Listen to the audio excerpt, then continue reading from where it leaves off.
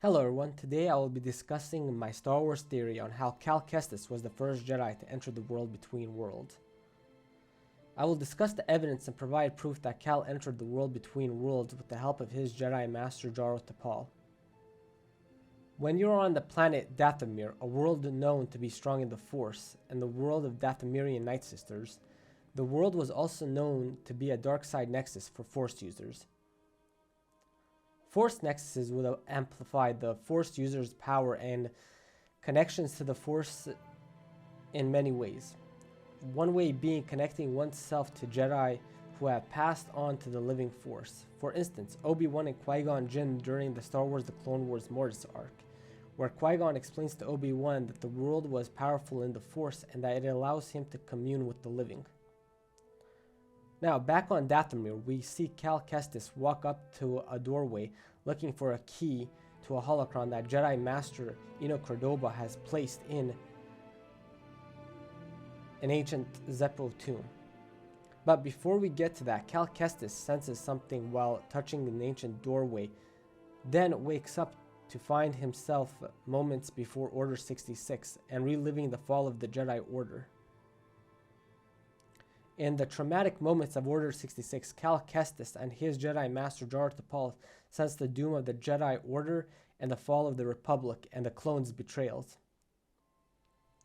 While a young Cal Kestis is confused and what is really going on, his Jedi Master Jaro Tapal springs into action to escape the clones and Order 66. He succeeds in saving Cal Kestis' life, but in the process loses his life, leaving Cal Kestis alone and with no one to finish his training.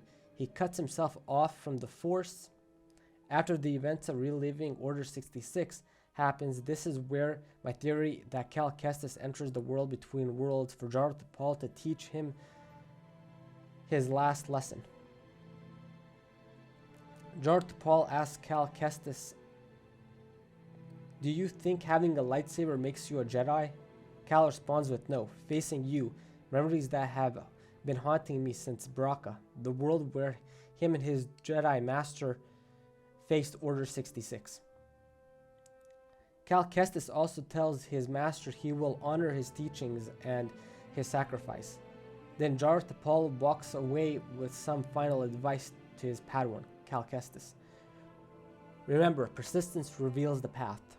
As Jaro Tapal walks back through the doorway or a world between worlds portal, releasing Cal Kestis from the world between worlds to continue on his journey.